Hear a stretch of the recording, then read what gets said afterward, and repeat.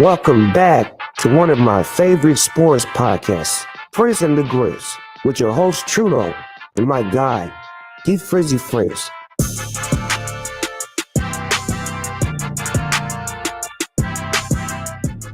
Hello and welcome back to Frizz and the Grizz. It's your guy Trudeau. Thank you for joining us live Tuesday, September 10th, or next day on podcast. Hook your boys up. Remember, press all those good buttons. Rate, subscribe, review, and you know what? Share it with a friend. Spread the word. Social media, word of mouth, whatever. Get us out there. Get us known. So we put on a good show for you guys, and we want to share with others. Speaking of good show, good one today, all football, baby. We were off last week. We're going to cover week 1 of NFL, week 0 through 2 of college football. We're excited. 'Tis the season to be jolly. Right, D? Sure is. A little early for the whole Christmas stuff, but I'm all for it. Happy Tuesday, boy. Happy Tuesday. Love Hey, doing man. that. It ain't too early for the Christmas stuff. I just saw something on the news where like people already buying shit for Christmas, and it's September 10th. It's crazy, man. Oddly enough, as much as I say that, earlier today, right around dinner time, the oldest did ask, Dada, what do you want for Christmas? And I'm like, bro, we got 3 months. We still got my birthday. We got Halloween. Like, we got Thanksgiving. We got your mother's birthday. We got your sister's. We got a whole lot of stuff going on before Christmas, bro. Like, settle down. Calm down. That's what gets me is like my favorite holiday. One of my favorites is Halloween. You know, the dress up, the candy with the kids. We actually went all out this year. We've been trying to increase our stockpile of Halloween goodies as far as, you know, the lawn decorations and stuff. So every year we add to it, you know, add to the ensemble. We're growing it slowly over time. I like it. Boy, we went off on this one this year. Yeah, what's the biggest item? We bought new this year for the front yard. Home Depot for $300.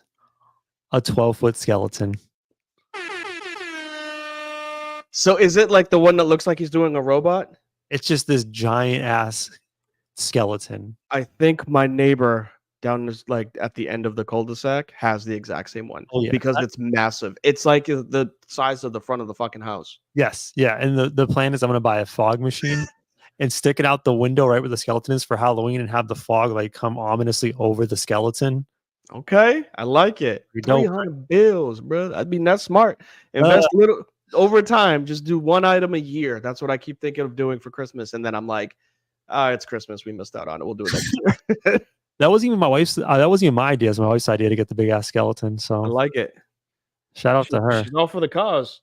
Yeah, it'll be a good time around this year.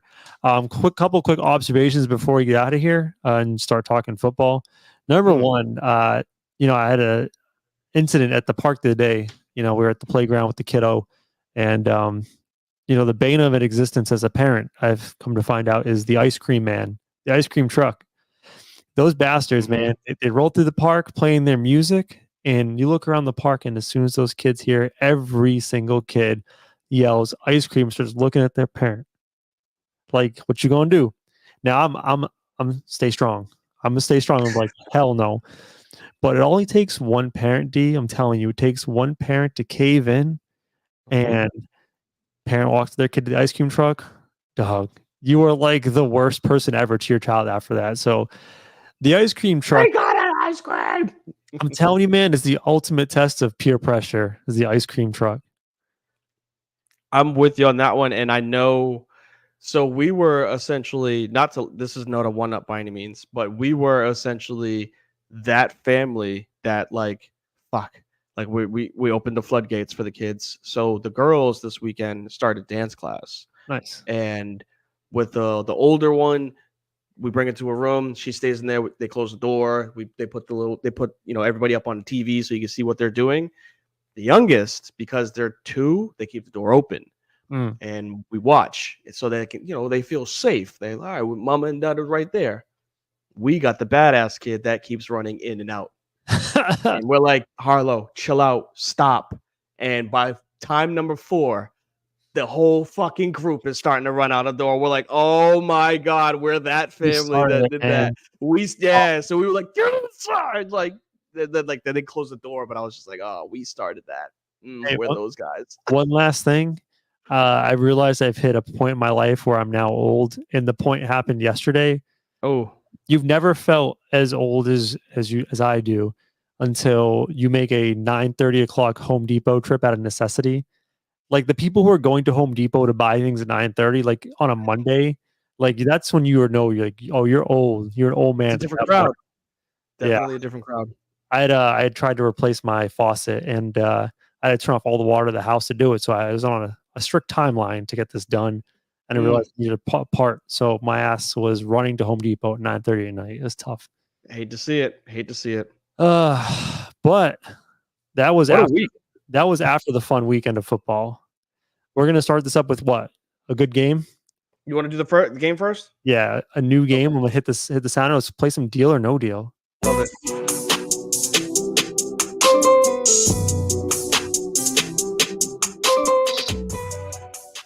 All right, this is a good way to get us in the NFL action for week 1. A little game we came up with called Deal or No Deal. It's not quite like the actual show you see on TV where you with the suitcases, but the idea is we're going to present a storyline point from week 1, whether it be a player, a game, something in the game, whatever. And we'll ask the question to our partner, is this a deal or is this not a deal? So like big deal, no deal, deal or no deal is the general premise. I'll give you one to start with. Okay. The Bengals, week 1 loss to the Patriots. Deal or no deal? I'm gonna say no deal. Okay. Why is that? Yeah, great question. It's actually one that I wrote down too, so it's good that good minds think alike. Essentially, the Bengals are notorious for starting slow. Every year they have. The year that they made it to the Super Bowl, they were barely a playoff contention team until they hit their stride in the second half of the season.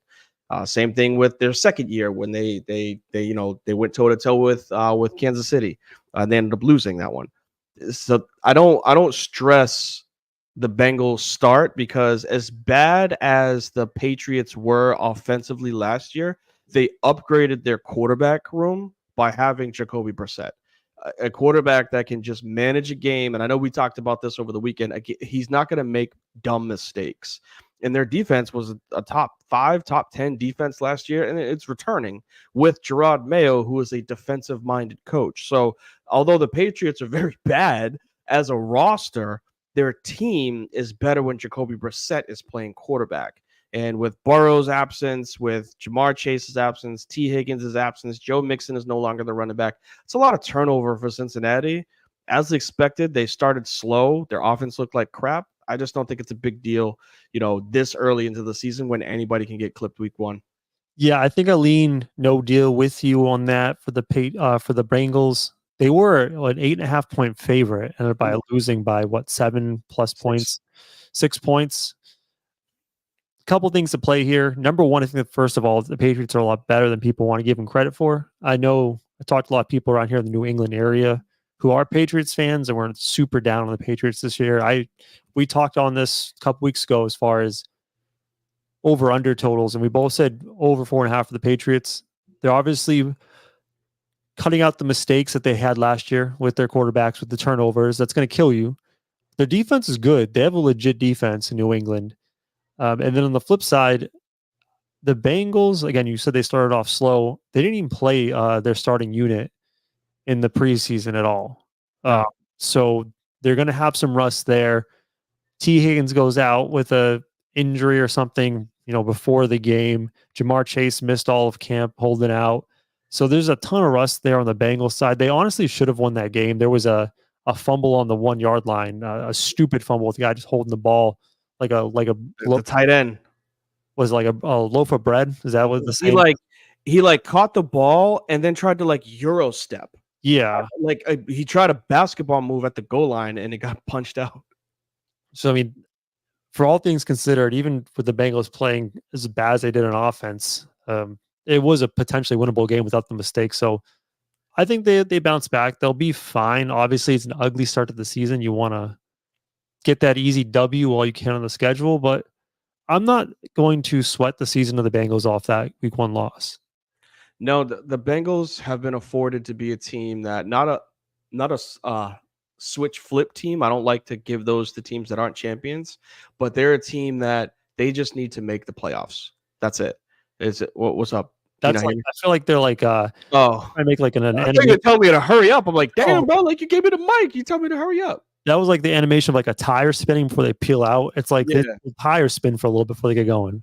Fair, yeah, and like I said, they not only did you made the point about the preseason for them, and I don't want to get caught up for too long, but they are a team that can utilize the first 4 games of the season as an extended preseason, because when they hit their stride, they can rip off 8 out of 9 games like that because they have the quarterback that allows them to. Also, luckily for the Bengals, everyone in their division except for the Steelers, who no one believes in, lost. So It's not like they're taking that big of a step back to start the season. All right, you got one for me? Yeah, since you took my first one, let me go and mark that one off. I got this one because I said it right away, and I was like, "Eek, it don't look good." I got Kirk Cousins and his rust Mm. coming off of his Achilles injury. His pocket presence looked abysmal and Drew Bledsoe-esque. Deal or no deal? I'm going to say no deal. I heard some wild stat. I think on the Dominique Foxworth podcast, Mhm. a wild stat that in that week 1 game against the Steelers, they ran primarily out of pistol and shotgun. Here's some crazy shit. Out of the pistol, they ran the ball 87% of the time.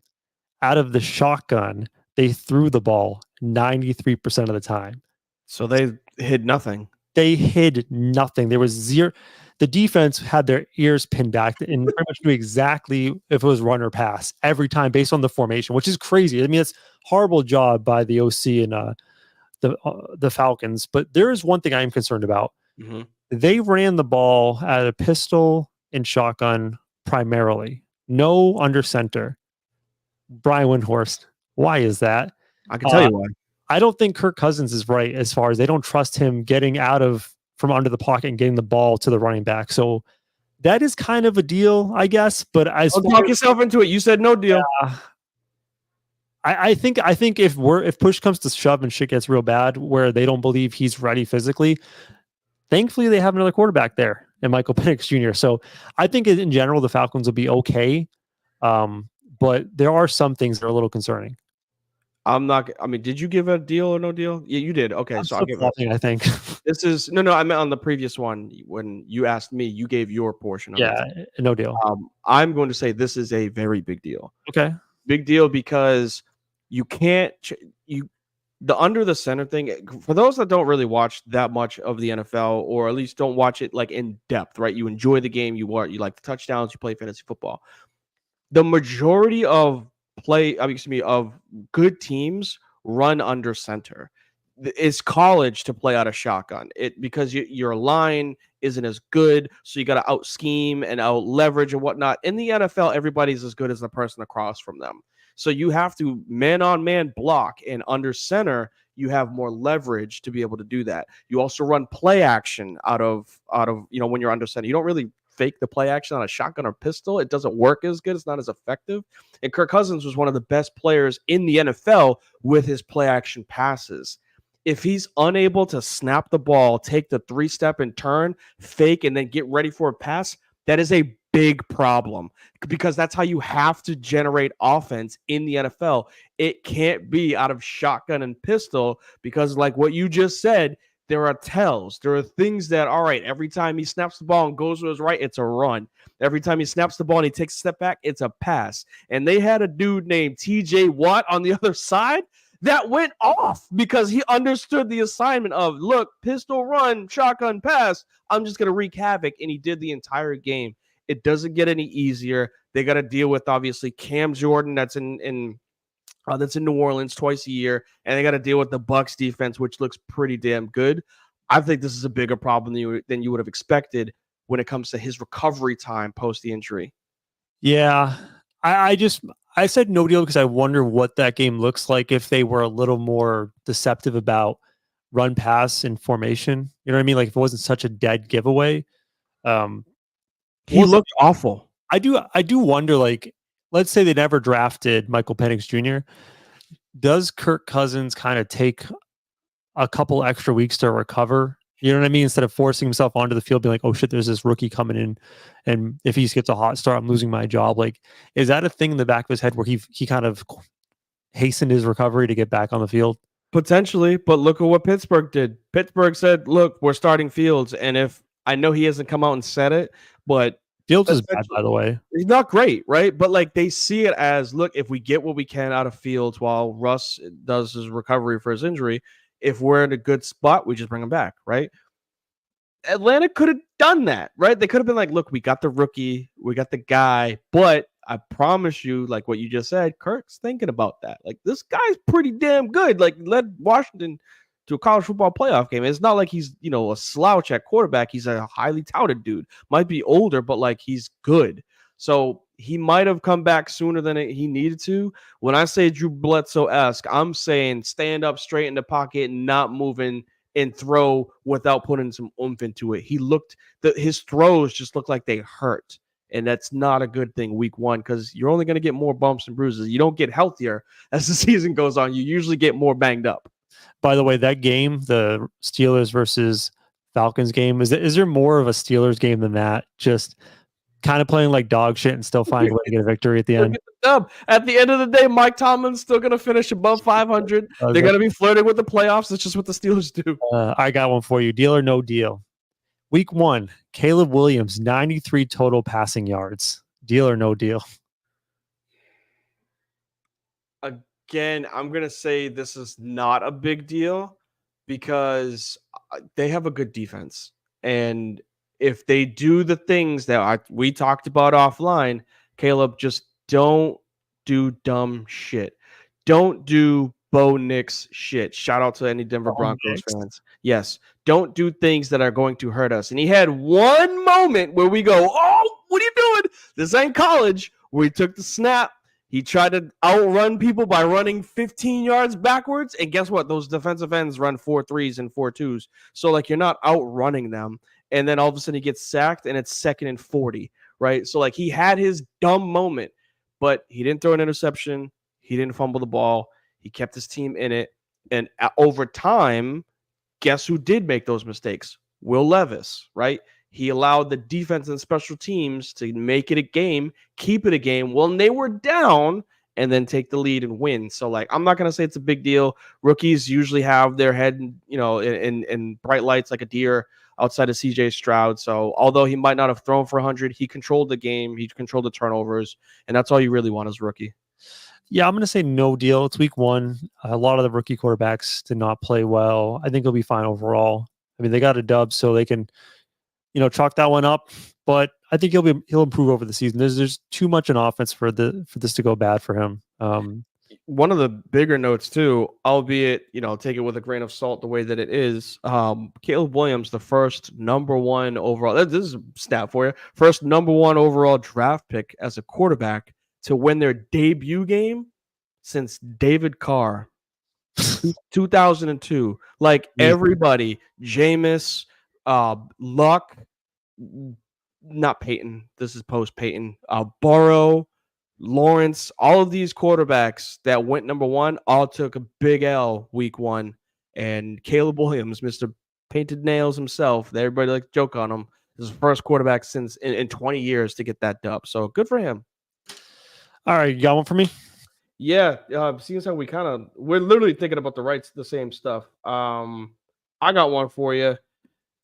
Baker Mayfield. Dog, that's on my list. Yeah, just because you're a Bucs fan, Baker Mayfield going out there and slinging that pig. Slinging 24 out of 30 with 4 tutties, making that deal with the diddler. What's his name? What's the dude from the Browns? Oh, Deshaun Watson, making the Browns look just dumber and dumber by the moment by getting rid of him. Is it a big deal or not a big deal that Baker went off against Washington?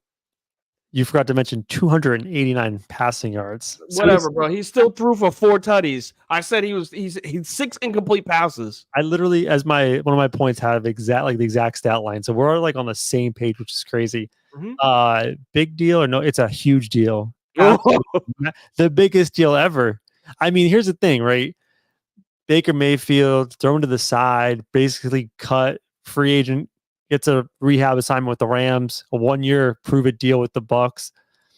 They bring him back. Everyone's like, ooh, I don't know about this contract. They lose Dave Canales, the offensive coordinator. I was worried when he went to the Carolina Panthers, like, ooh, is things going to get rough for Baker when he loses OC and that finally got the ships written for him. Nope.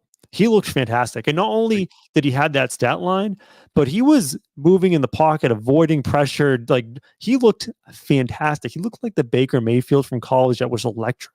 And as a Bucs fan, I was kind of like, on this season. I'm back, baby. I mean, I know it's I'm back, baby. We're taking that NFC South.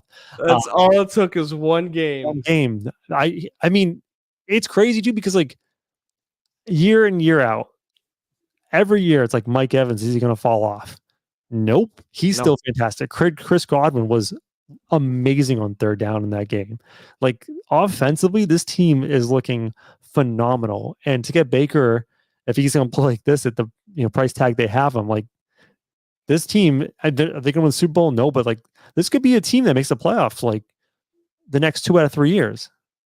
It's to me, I like everything that you just said. To me, this is not a big deal. Oh, way to be a Debbie Downer. No, and I'm gonna spin it in a positive way for you. This is to be expected. Oh. I think as much as I talked down about the Bucks, they got a really good returning team, and they have the young gun that I tried to tell all you motherfuckers when it comes to fantasy football. No, Rashad White, this. No.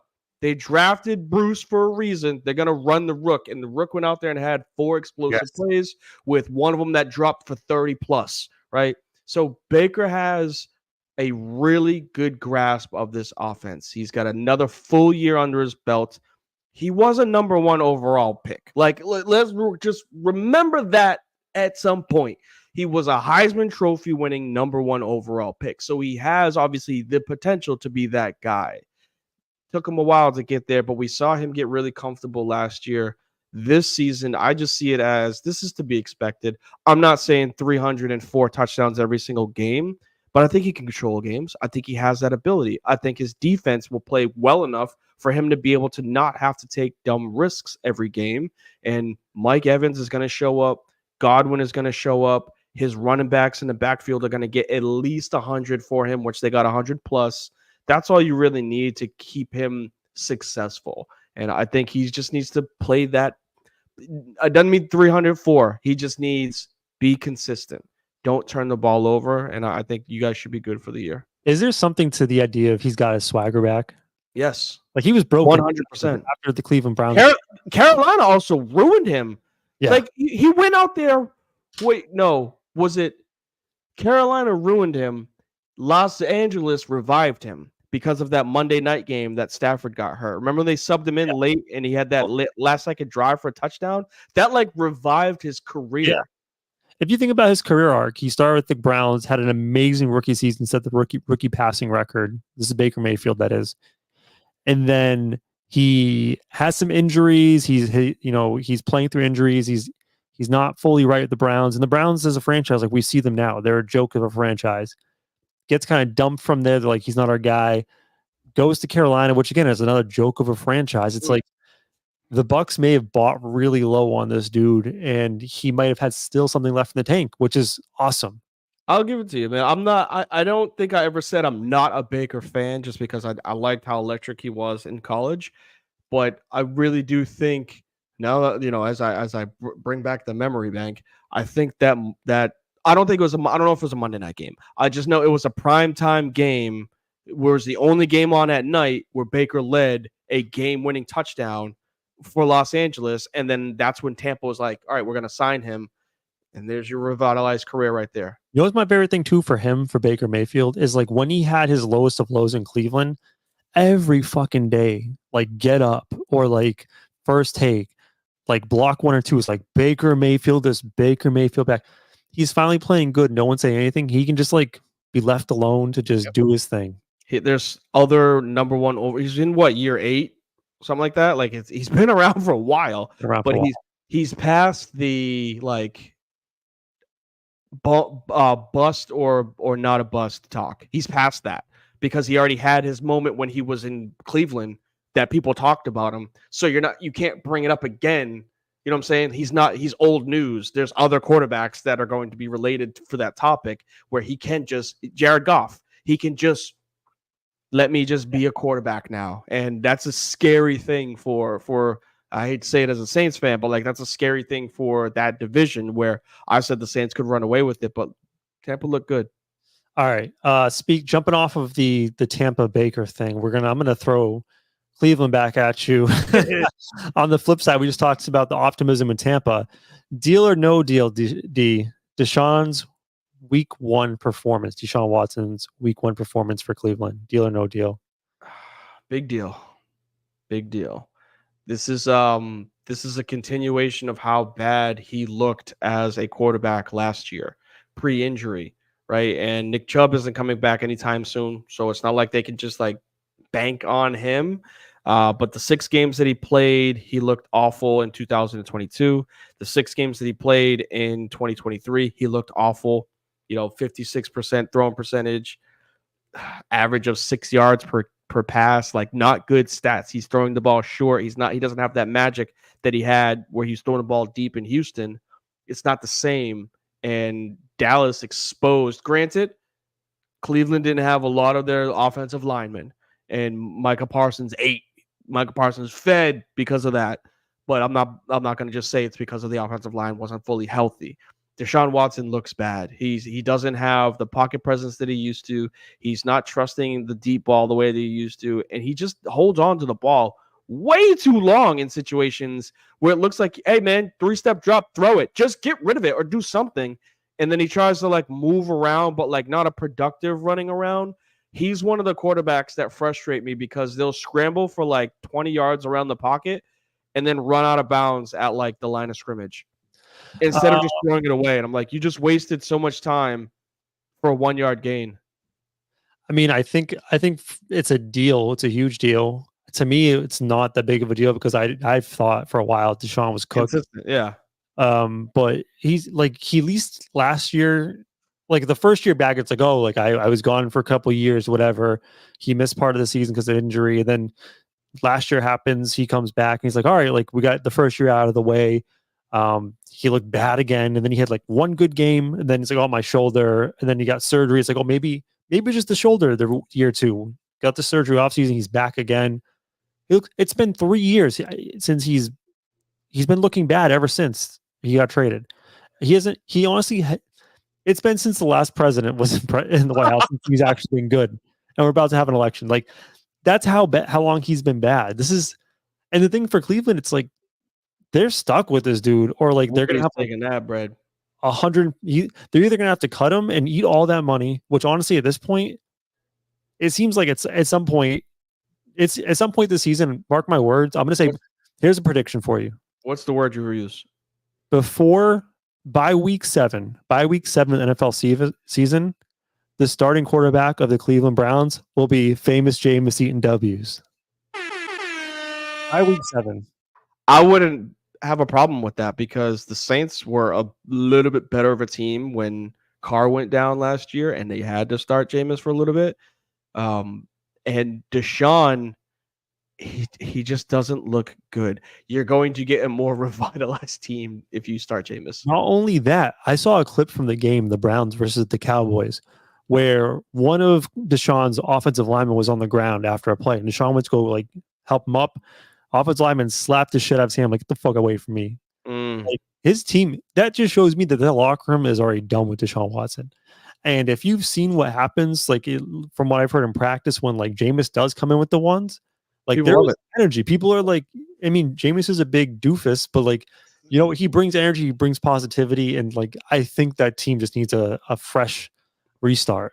And you're just going to get one or the other. You're going to get 400 yards, 7 touchdowns, or 120 yards, 7 picks. So you might as well ride that wave because it's better than 24 out of 45 throws for 170 yards. That's some Bo Nick shit. I got one for you. I don't know how many more we got with this because we got a couple more things to do, but I got one more. Yeah, we'll do one more. All right. Deal or no deal? Sean Payton not being able to coach his way out of a wet paper bag and has looked absolutely abysmal on the offensive scheme side of things, whereas Bo Nix could potentially have a, dare I say, what's the dude from New England? Mac Jones moment. Do you think this is a problem where the offense is always going to struggle in Denver? This is a tough one. I'm going to go out a limb. I'm going to give them a pass on week 1. I'm going to say no deal week 1. Need a little more data. Okay. I don't know if Sean Payton can still coach.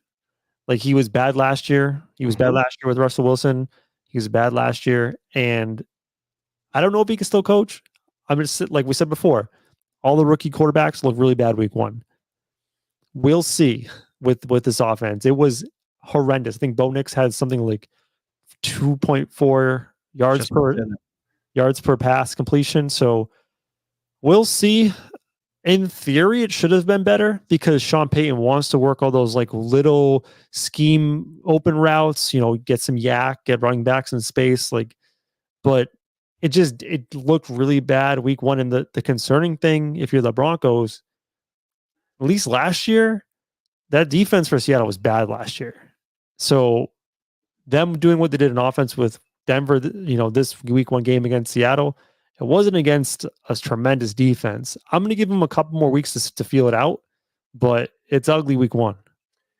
Yeah, it's teetering for me. I'm not going to say big deal, but I'm not going to say this isn't a big deal at all because of what happened with last year. And this was supposed to be the year. Oh, Sean Payton got his guy.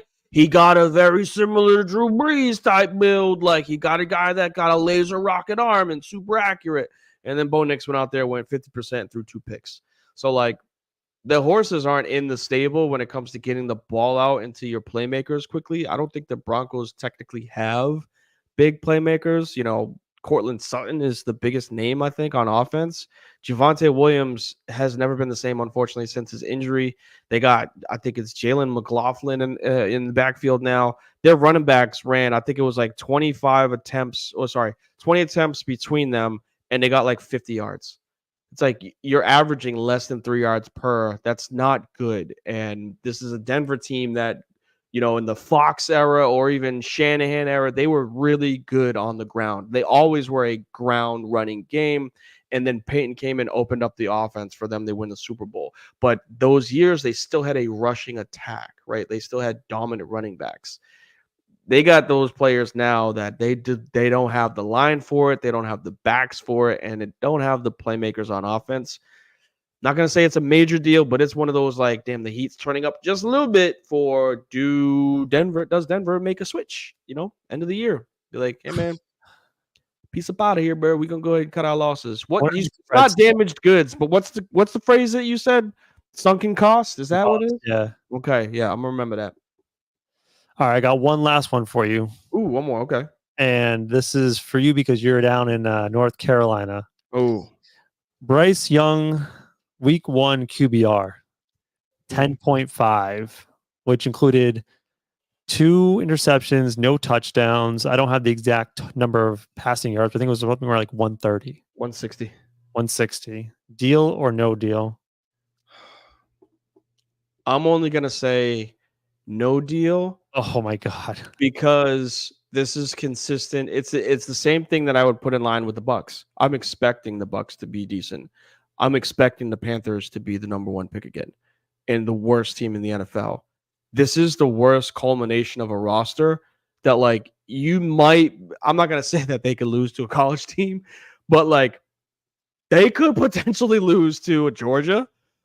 They once out of 10 games, right? Like they could potentially lose to Alabama because their line is so bad. Their offensive line is so bad, they're sacking Bryce Young. I saw that play. Like the offensive line, and then he had like, yo, man, why'd you hit me? It's like, yo, bro, you gotta be aware that like you didn't block the guy that was in front of you, so he's behind you. Turn around and like at least see what I'm trying to do back there. But no, he was and Bryce is running for his fucking life for the guy that he let through, and then he runs into him and he throws him down. It's like, dog, what are you doing? So I think Bryce is gonna get he's got a bad rap right now because the roster is shit. New head coach, not gonna help them out in this situation. They are in serious like trouble when it comes to rebuilding because this isn't a rebuild to like get better over time. They're going to be a dumpster fire for 5-10 years if they don't fix this. I'm going to say the Bryce Young performance week 1, absolutely a deal. Burn the ships. I think Bryce Young might be cooked. First season was bad, very bad, and there was a whole bunch of reasons that was a dog shit roster in Carolina. Year 2, it's like you would hope at least they come back and he has some of his confidence back, looking more competent week one. At least give me like 2 or 3 weeks of like looking somewhat confident, and then let the Panthers do the Panther thing and break your confidence down after like midway through the season. I think he might be cooked, man. And I just think they're gonna play this thing out with him in Carolina, and he's just never gonna recover from this. It's gonna be like David Carr getting drafted to the Texans, where like he just got his ass beat for the first 3 seasons, was never the same after that. This might be one of the worst number 1 picks in all time NFL history. Like outside of like Jamarcus Russell, which was like for its own reasons a dumpster fire. This might go down as like one of the worst picks because of what they had to give up to get Bryce Young. Not only that, but also because of who went after him. That's unfortunately, you can't do nothing about. Yeah, CJ Stroud went after him, so it's like you can't. But he's not the reason. He got picked number 1. The Carolina Panthers are the reason why he got picked number 1, right? Like he went out there, he won a national championship, he won his Heisman, like he did whatever he could do just to be as best or as good of a football player as he is. And then the Panthers took him. The Panthers took him knowing that they needed more than just a quarterback to fix their team, and they picked a 5'10" quarterback. Like, I got nothing against Arizona and the toddler runner out there, but Bryce Young is a pocket passer. He's more Drew Brees than he is Lamar Jackson. And at 5'10", you have to surround him with those pieces. But the picks that they gave up to get just the quarterback and then trade out your number 1 on the way, like Adam Thielen, really? Miles Sanders, Chuba Hubbard, you know what I'm saying? Like, there's nothing there on offense for him. He's screwed either way. Damned if you do, damned if you don't, unfortunately. Now I'm just thinking about this even deeper. So they pass on CJ Stroud, which again, I don't know if CJ Stroud would be worth a damn if he was in Carolina. And then the pick that they traded away ends up by being Caleb Williams. It's crazy, man. It's crazy. All right. Do you want to do anything else NFL rat-tat-tat that like we missed before we jump into the Grizzlies 5? I know we have a lot on the show today. Whew. Let me see if there's like things that jump off the pad. Chiefs are the Chiefs, and they're probably going to be representing the AFC when it comes this year. Consistency-wise, they just got even better by having Xavier Worthy on their team. Not going to say he's Tyreek Hill, but like Patrick Mahomes is a better quarterback because he doesn't have Tyreek Hill, and then you gave him a toy. Like you gave him a luxury of having somebody that's running 4.2, the fastest 40 in the history of the NFL. I think the Packers are in some serious trouble now that they don't have Jordan Love. I know we didn't talk about that too deep, but not having that quarterback for at least 4 weeks in that division could put you back in a spot that you don't want to be. Texans and Colts, hell of a game. I know we gave a quick shout out to CJ Stroud for what he's looked like, but Anthony Richardson is still proving that he has one of the biggest arms in the fucking league, bro. That throw off his back foot, like 80 yards, was unbelievable. Like, when it left his hands, it looked like one of those throws that the quarterback makes, just like trying to heave it out of bounds. Yeah, exactly. Get rid of it. And then all of a sudden you're like, oh my God, Alec Pierce is going to get that. Oh my God, he caught it in stride. Like, he didn't just catch it. He caught it in stride. It's like he threw that off his back foot. Hold on. Weren't you before the draft that year one of the biggest Anthony Richardson haters? Yes, still am. Because he's going to get hurt.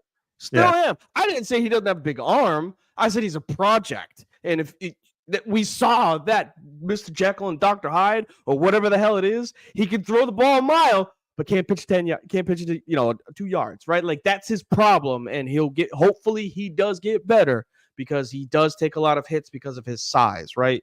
The Giants and Eagles debacle, fucking phenomenal. Saquon Barkley has more touchdowns in one game than Daniel Jones has in 2 years post the contract. Unbelievable that Daniel Jones has thrown more pick sixes to the opponents than he's thrown touchdown passes to his team since he's gotten his contract. So you know that the Giants just had a miserable weekend because of the whole Saquon shit, him out in Patty or doing whatever they did out in Brazil. Was Brazil for them? Sao Paulo. Yeah. Yep. So just a crazy weekend, and then the wrap up just for last night's game, 49ers and Jets. We're able to see that the 49ers are at the upper echelon of the NFL, where it doesn't matter if they have Christian McCaffrey or a running back that nobody even heard of.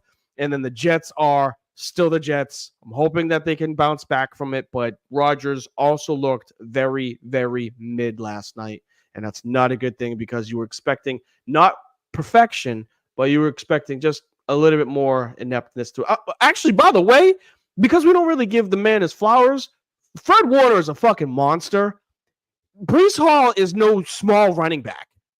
He was throwing his shit around like a rag doll last night. There were some hits, and I'm like, oh my God. Like, Fred Warner head across, popped Breece Hall like 3 times. I was like, he's a fucking 220-pound running back. So, big shouts to Fred.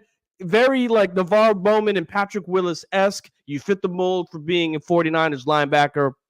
Proud of you for what you were able to do last night. Breece Hall, I'm sorry, brother. You had to take them hits, but my goodness, there were some big ones. It was a fun week 1. All right, let's go and do the top 5. This is a good one. I'll give you the theme afterwards. Cool. Prepare yourselves for the greatest and most unique segment in podcast history. Let's rank some stuff with Trudeau.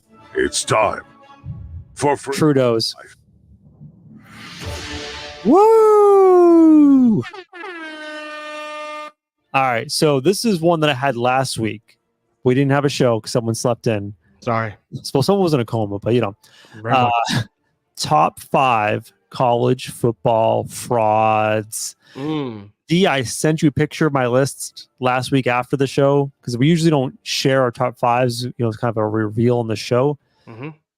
Pretty much a completely different list this week. Things have been moved around because there was some updates.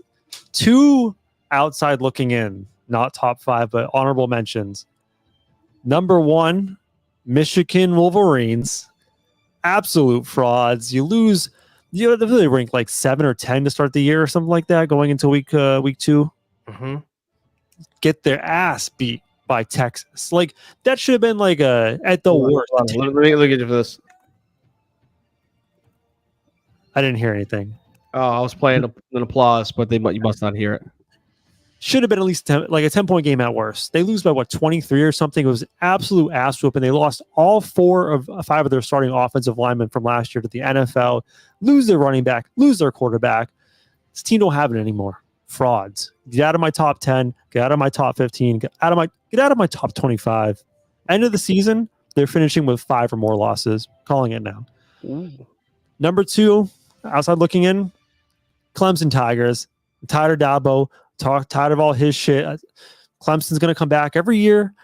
They fall on their face, and what does the AP do? Put them in the top 15. Put them in the top 10. They're done. Clemson's dynasty is over. Dabo shit is not smelling so great anymore. They're frauds. Get them out of my life. Okay. All right. Here's my real list, and I'm passionate about this top 5 frauds of the NCAA. I'm so much more into college football this year, dude. I love that. I'm here. Number 5, and we can stop here and talk all you want. They should be higher, but there's so many frauds around us. Number 5, Coach Prime and his Colorado Buffaloes. Let me give myself an applause for that one. I deserve that. I'll let you get in after this, D. Colorado, nail biter, week 1 against North Dakota State. They were, I think, a 8.5, 10.5 point favorite going into the game. Won by 3 points. Nail biter. They could barely hold their own against North Dakota State. Week 2 against former coach of the Carolina Panthers, not Scott Frost, Matt Rule, who was a laughingstock in the NFL, goes to Nebraska. Nebraska manhandled Colorado.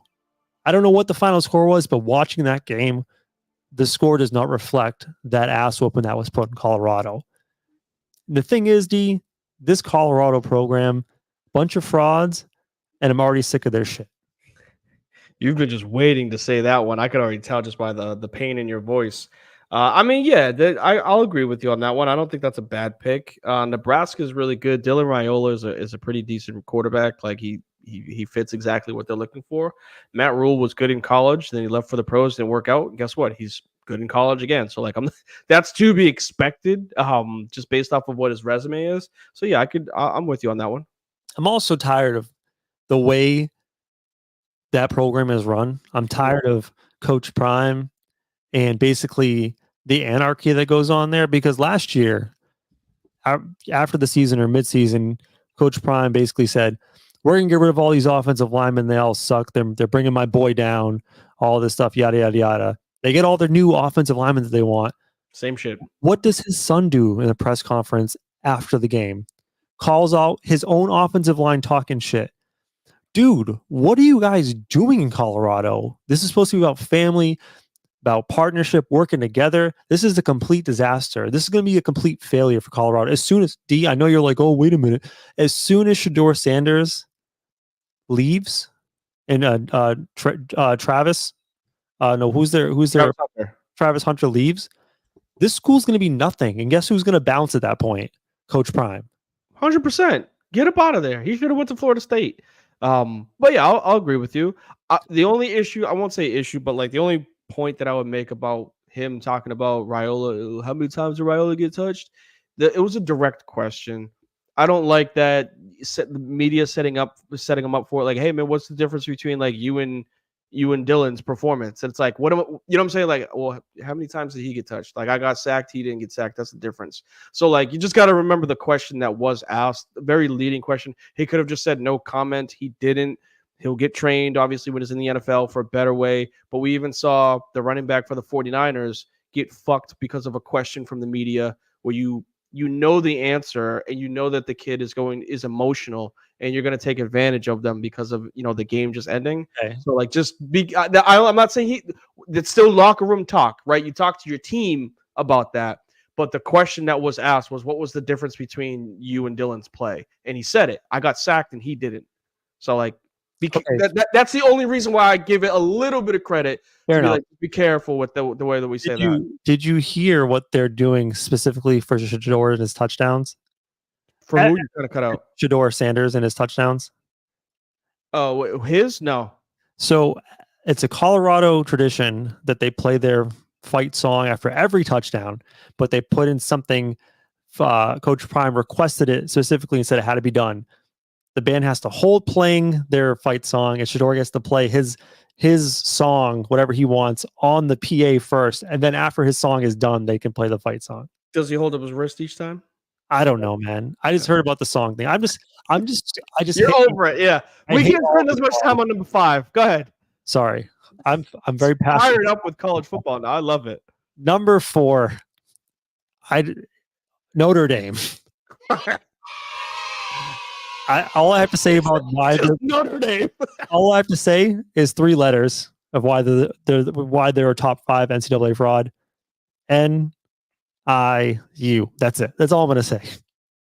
I mean, yeah, I've said this for years. We're on episode 98. If I were to go look at my notes from probably like episode 3, I talk about the biggest frauds in sports. Not just college football, sports of every single year. We talk about it being their year, and it never is their year. Notre Dame was on that top 5 list of mine 2 years ago when we started doing this. So, yes, Notre Dame will just be glad that there's a 12-team playoff, so maybe I have a chance this year to get it. It's actually worse because of that, because they're not in a conference championship. They have no way of making the voters want to get them. They already lose out because of an automatic bye. So for those that are unfamiliar with it, the top 4 teams need to be a conference champion winner, meaning Notre Dame, because they're not in a conference, they could never be a top 4 team and get the bye in the college football playoff until they join a conference. So there's 4 out of the 12 spots itself.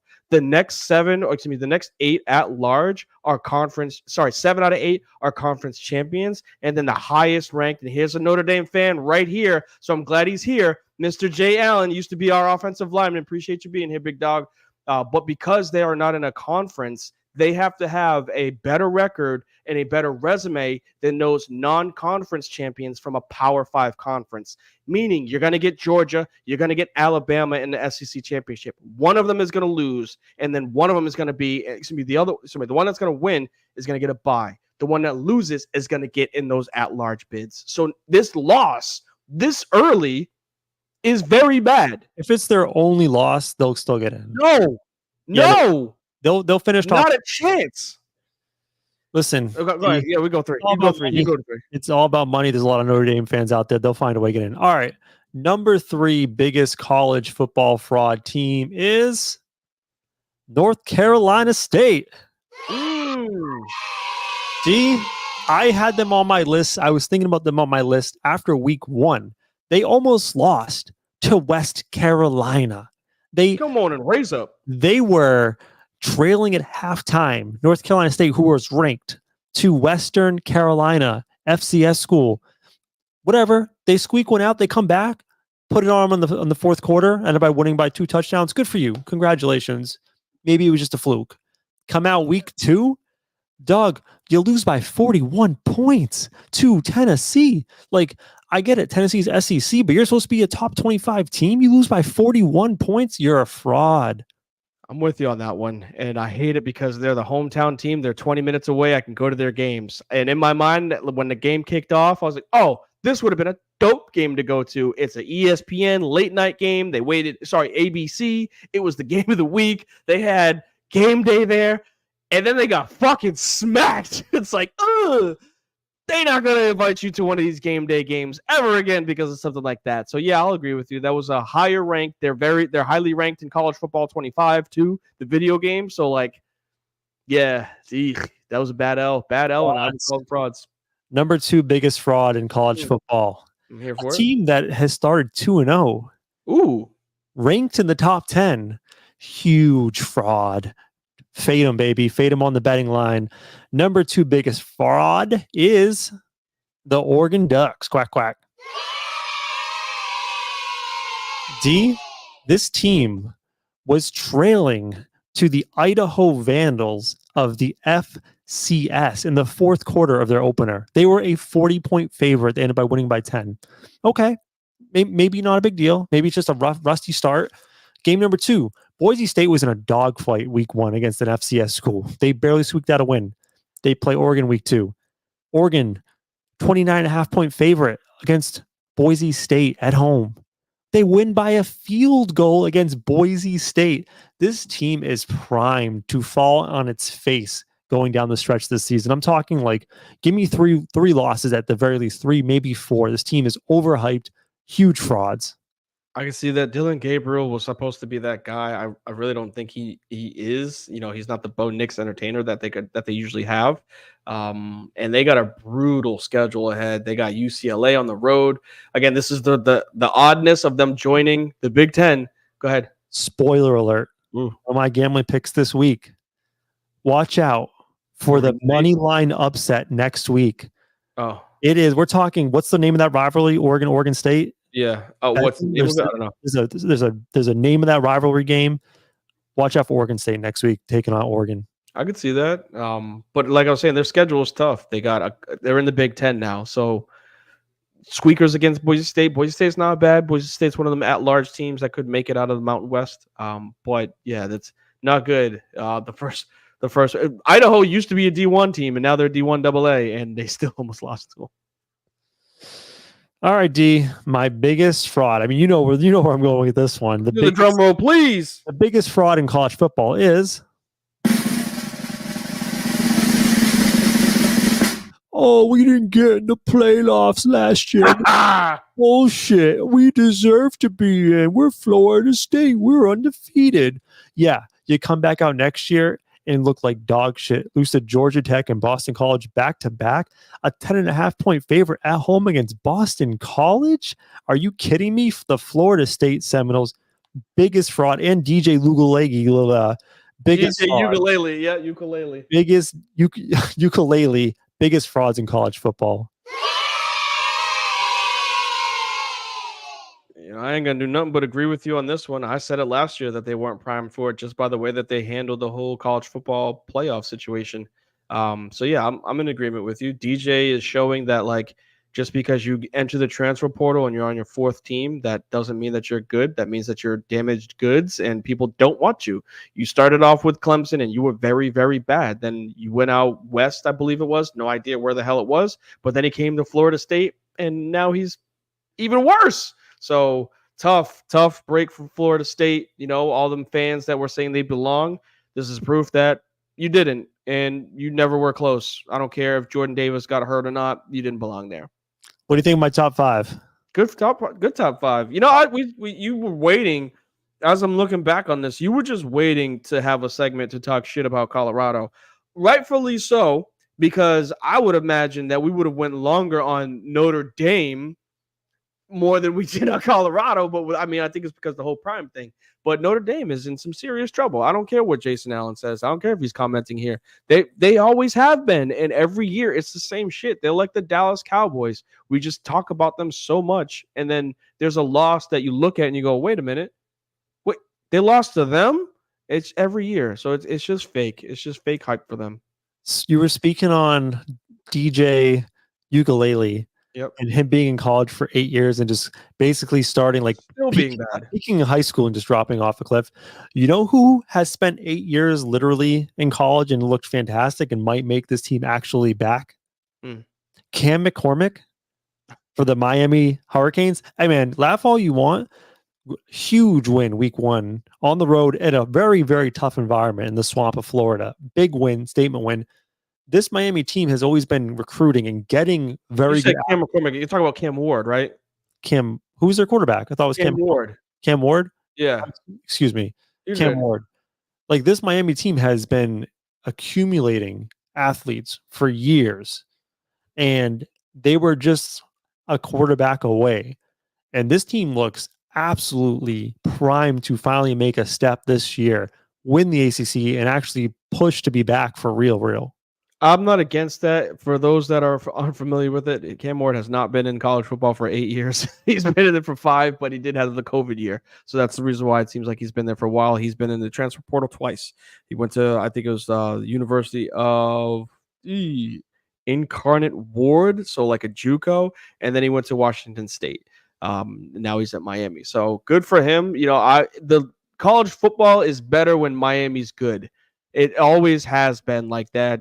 We always want to talk about the U and the U's back. Remember the whole turnover chain? That was a big thing. We always want the Hurricanes. As much as I can't stand them, I respect them. College football is always better when teams like USC and Miami are good. It just brings more fans to the game itself. So kudos to them. Good start being 2-0. I don't know why Cam McCormick is also a football player for the Miami Hurricanes. I must have just switched him up for a second. Are you good? Because in my mind, I was like, I don't remember there being a quarterback with the last name McCormick, but he's their tight end. I've been sucking up all of the college football air. Did you want to turn at this? No, I think I don't mind the list. There's some big games this weekend. Obviously, I think South Carolina and LSU is going to be a big game. Boston College breaking the top 25 against Mizzou. I think your matchup that you're talking about with Oregon and Oregon State is going to be a good one. Bounce back game for Notre Dame. Hopefully, Utah State faces Utah. And I don't think there's really anything major. There's one game that might be a nightcap, and that's Kentucky and Georgia. Those two teams usually butt heads just because it's the SEC and they're relatively close. So keep an eye out for that game on ABC. Hey, Jason threw in the chat, LSU #1 frauds. You do have to defend yourself with LSU week 0 or week 1. Another loss. As to be expected, there's no defending to that. Jim Kelly and along with even Coach O before he left, they're 0-7 in the last 7 game ones of the year, right? They looked like absolute shit, and they still could have won that game. They just Brian Kelly. I said Jim. Brian Kelly can't coach his way out of a wet paper bag, and anything that's a major game, he comes up short. Always has. When he was at Notre Dame, nothing changed when he came over here. And my concern is that they don't flip and lose recruits, right? Because I think he can't keep doing this, right? But at the end of the day, Muss looked much better. Game 2, they had what's up. No, I just saw it. Nichols giving LSU trouble for a bit. Yeah, well, they were. It was like a 7-point game at half. I'm not kidding. Looking at it right now, it It was 23-14. Yeah, it was basically a one possession game at half, and then they blew them out obviously in the second. But LSU, they're going to be, like I said at the beginning of the year, 2-3 loss team. I just didn't expect their first loss to come at the beginning of the year against USC, who might be a good team at the end of the year. Yeah, we'll see. We'll see. And it's just their thing. They lose week one. They really need to, change it up. And instead of maybe scheduling a good team week one, can they schedule some really shitty teams week 1 and 2 and then ramp it up? But they're not afraid. And like that's why they should. But that's the reason why they get the benefit of the doubt for people voting for them, even whether it was a 4-team playoff or now 12. They get the benefit of the doubt because they actually stick their neck out there and try to play these teams. When they were competing for championships, they were beating Texas week 1. They were beating Oregon week 1. They were beating these big names, which launched them into a national championship. They just haven't struck that magic in quite some time. Do you miss the swamp creature coach that talked like this? Yeah, Ed Orgeron. You miss that? I do. Yeah. If he wasn't sleeping with, students, then it wouldn't be a big deal. But like he was, and he's an idiot. So they had to get rid of him. But he was a great coach. He was New Orleans through and through. So we've already seen Notre Dame play LSU in a bowl game. They got their ass smacked. Bro, like, I don't want to do that again. For those that don't know what I'm talking about, this is Jason Allen. He's a big Notre Dame fan, so I appreciate him being in here. But we've seen that book already, man. We don't need to repeat. Notre Dame and LSU, 2 teams that are going to be fighting for the 12th spot in the college football playoffs. I'm telling you that right now. All right, D, you ready to make some money? We're bringing it back, baby. Yes, sir. Talk segment. Let's do it. Here we go. Money talk. Here comes the money. Money, money, money, We stopped doing this segment because, let me just, for those who are not aware, so up in Massachusetts, we have sports betting. We've had it for a while. D did not have it down there in North Carolina for the longest time, and we would talk sports betting and gambling. And D was it was like teaching someone a different language. D was like, what does that mean? I gave up on the segment so long ago, and this right before the show, D's like, "Hey, you want to do some sports betting today?" I'm like, "All right, let's do it." So we're back, right? Yes, sir. I'm all for it. I will be participating because we have all of the apps, whether it's MGM, DraftKings, or FanDuel. You can throw in ESPN Bet, whatever it is. These are plugs, so hopefully you guys can pay us in the future. But yeah, we got all of these apps that we can download and use, so I'm ready for it. Do you want to give your picks first? Or you want me to go first? You can go first. Go ahead, set the table. I went all college football this week. Oh my goodness, I only threw in one, but see, and like I said, for those that I said it off air. This is how I know that I have, and I'm gonna go ahead and it's not you. Chest just a little bit. I know motherfuckers be listening, and I know you assholes that like to talk shit about me and my teams because I'm an LSU fan, I'm a Lakers fan, and I'm a Saints fan. And I know that y'all listen because there's non-college football watchers that message me about college football. And now this dude, this is now year 2 of us doing this. He was not a college football advocate, but guess what? After 2 years, it's all it took of me talking. Now he's all about college football. So yes, play the crowd noise, play the ding, play the horns, because your boy gets everybody to flip to college football. It's just the best sport in America right now. You got this wrong. A little video game came out called College Football 25, and I am back on college football, baby. That's definitely what it is, but I'm going to take the credit. All right. So this is for Jason out there. My first college football pick this week. I'm taking Notre Dame against, who are they playing? Purdue. I'm laying the 10 points. Notre Dame minus 10. I think Notre Dame comes back after the embarrassment against NIU. At this point, Notre Dame has to reestablish themselves and start absolutely curb stomping people to kind of regain the trust of the voters. They are not going to go light on Purdue. If they are up by 10, they're going to try to push that thing to 30. They need it this week. So I'm taking Notre Dame minus 10 at Purdue. I think they cover that easily. What do you think? Yeah, I mean, as long as Riley Leonard can actually throw, we'll see. But he looked decent in game 1, and he looked like shit against NIU with some very bad picks. So hopefully on the road it doesn't bite him in the ass. My next gambling pick this week, I alluded to earlier. I think Oregon is the number 2 fraud in all the land. I am taking Oregon State, who is 2-0, by the way, plus 16.5. I'm getting 16.5 points, D, versus Oregon. I'm throwing it out there. I might play this spread and sprinkle like $3 on the money line. 'Cause I think Oregon State outright wins against Oregon at home, by the way, against Oregon in a very intense rivalry game. That's the caveat right there, is that Oregon State's the home team. Crowd's going to be rocking. Essentially, they this is their Super Bowl. Like, they live up to play the Civil War, whatever the actual battle is. Is it called the Civil War? Is Civil War. Plus, not to mention, so huge rivalry game, Oregon State at home. Here's the third factor, D. This is the first time Oregon State has got to play one of those old Pac-10 teams, Pac-12 teams that defected. They have something to prove, man. It's like, you fuckers left us, we're gonna stomp your ass out. Yeah, like I said, I like that pick. I like the potential just Oregon State wins. This is college football is crazy, where like this type of stuff matters, and there's just more passion behind, a team that doesn't have any business playing against Oregon coming up and actually, biting them in the ass. All right, my last pick, another college pick. Florida State has shown me nothing all year. Well, why not fade them again, baby? I'm taking Memphis plus 6.5 at Florida State. Listen, Florida State just showed against Boston College they can't defend their home turf. Memphis, over the past 5 years, has been a pretty good football team. I'll take the points. I'm just going to keep ride the fade on Florida State and just take the opponent. I'm not saying that that's a bad or a good one. It's just I would probably stay away from it. At some point, the wheels are going to start to spin in the right way for Florida State. It could happen against Memphis, especially where they're the home team. But you're right. They did just catch an L at home. So really, there's no advantage there. All right, what do you got for me? What are your 3 picks? So overall, what are you thinking? Like 2 out of 3 you're with me on?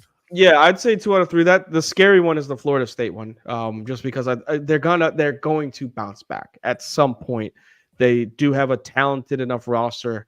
I don't know if I'm taking them against Memphis. But I mean, hey, kudos for you on that one. Jason's got BC over Missouri upset of the week. I wonder what the spread on that is. I looked at that one, and that was going to be my college pick, but I went a different direction.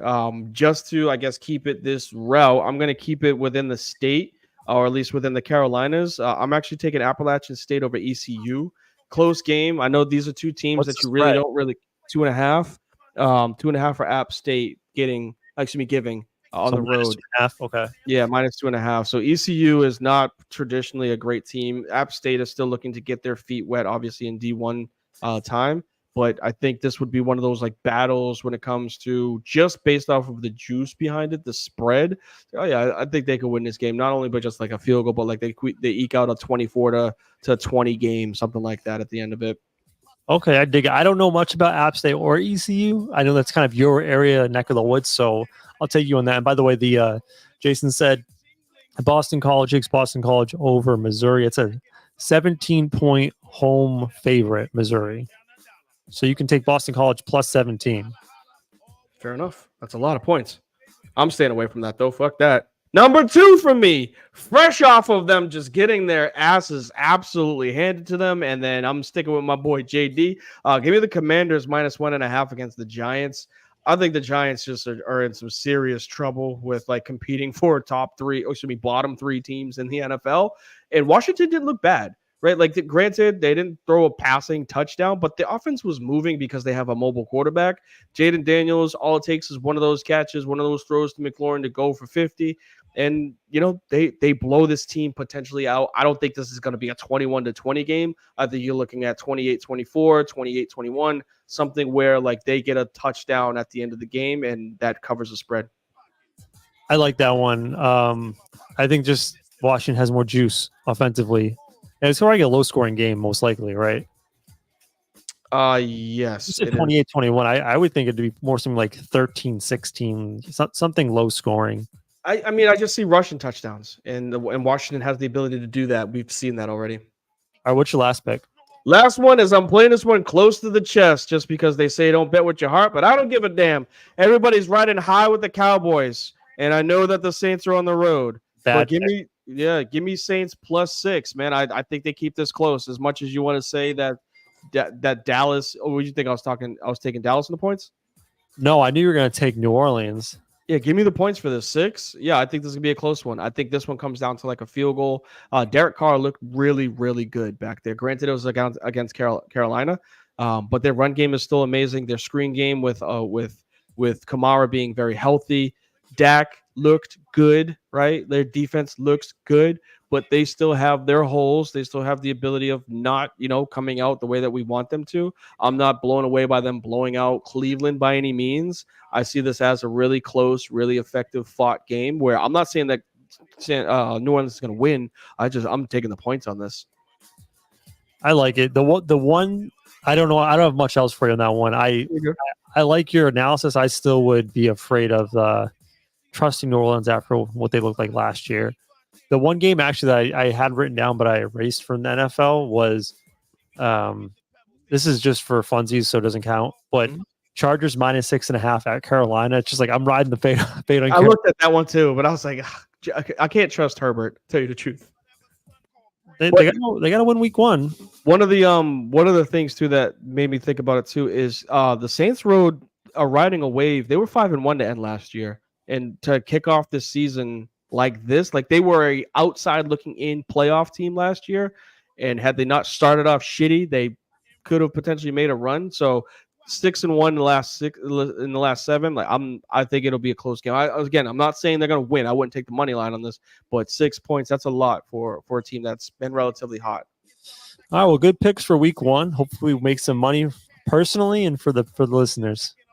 Out my trunk. Whenever, whatever it takes to shake down a dollar. Must go in that direction. Wait a minute, holla, holla. All want to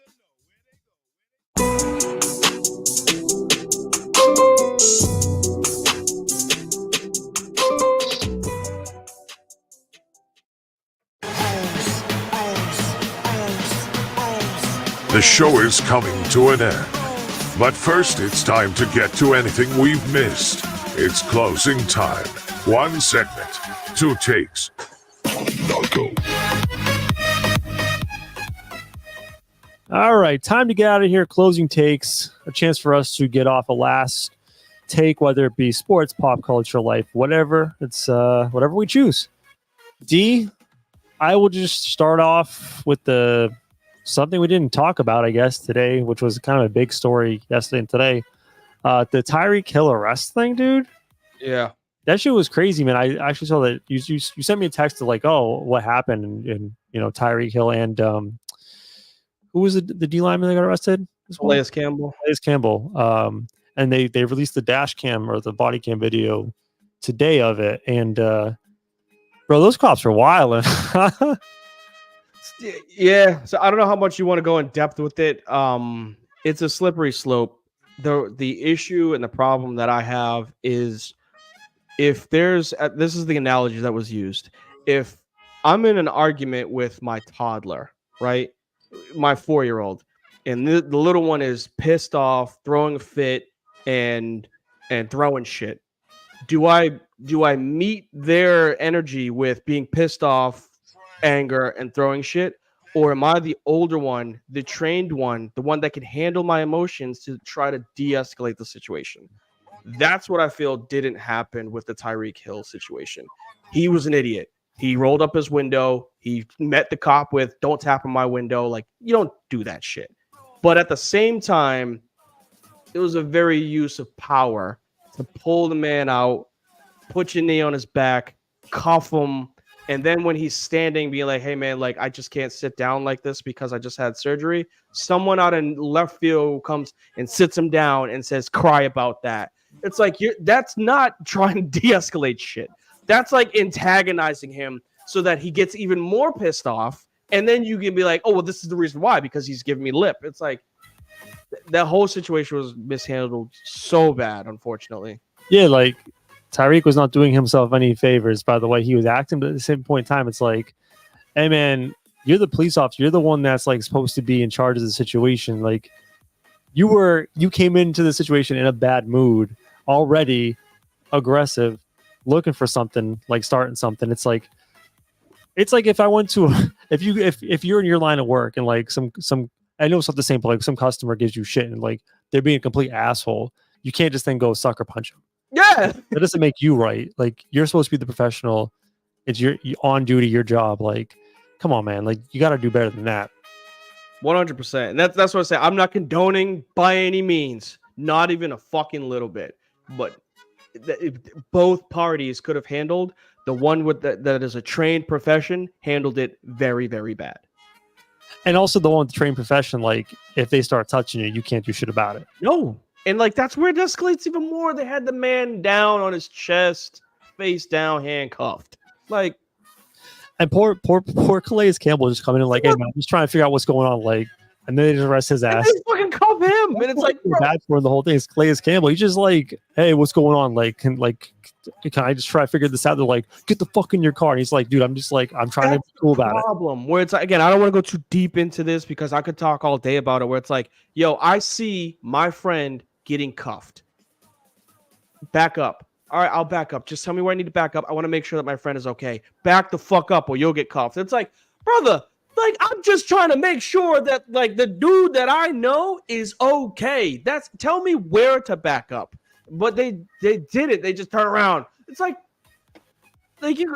so everybody that's walking around can just be like looking and you're gonna throw handcuffs on them because like if you're not gonna have that same energy with the pedestrian that's across the street video recording, why you have it with this man? Like he literally was just asking what's going on. I just wanted to see.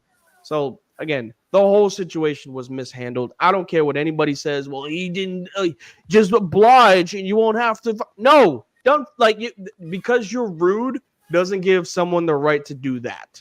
Right? They're supposed to be the person that sticks and stones may break my bones, but words can never hurt me. That's what you're fucking trained as a cop.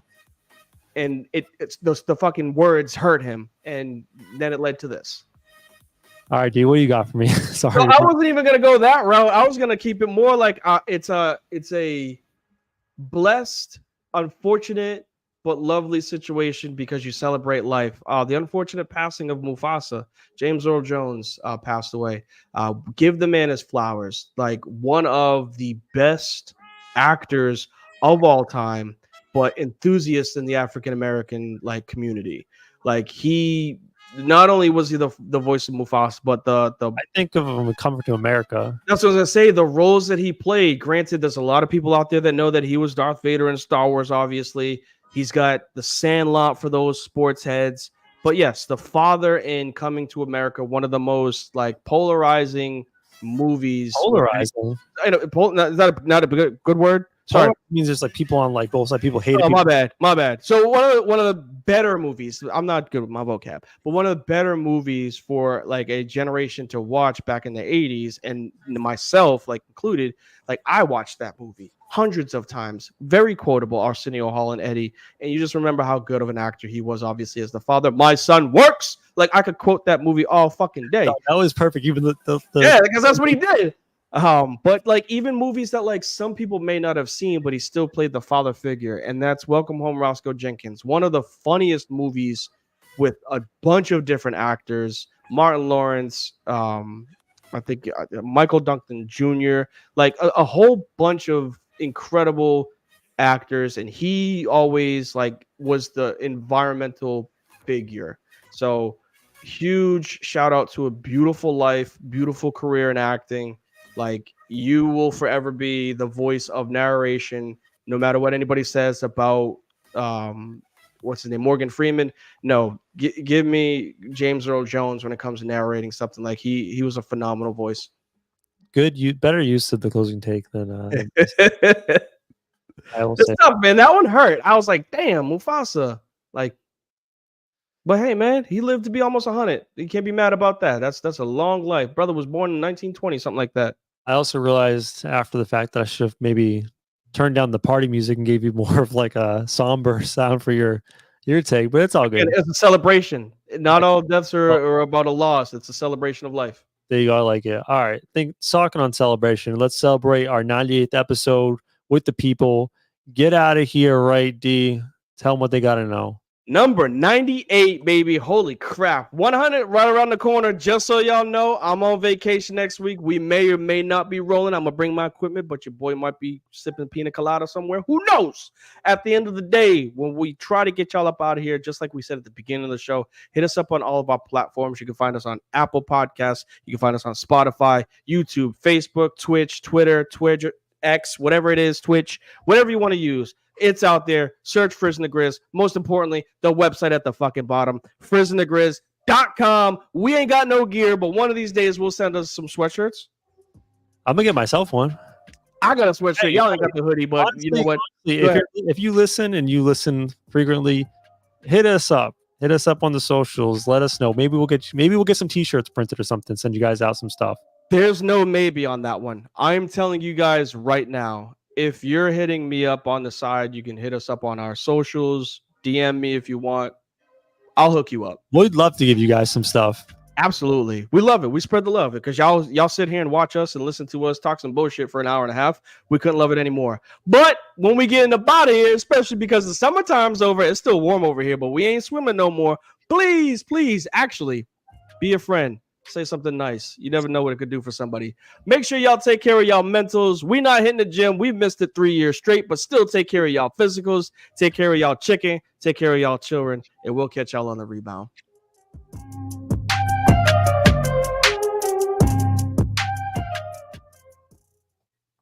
That's when it just clicked in my mind that if you just run through somebody's face, a lot of people ain't gonna be able to take that over and over and over and over and over and over and over and over and over and over and over and over and over and over and over again. They just not gonna want that.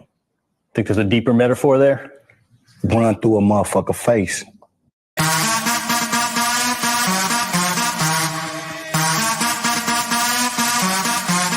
that's how it is now. Rock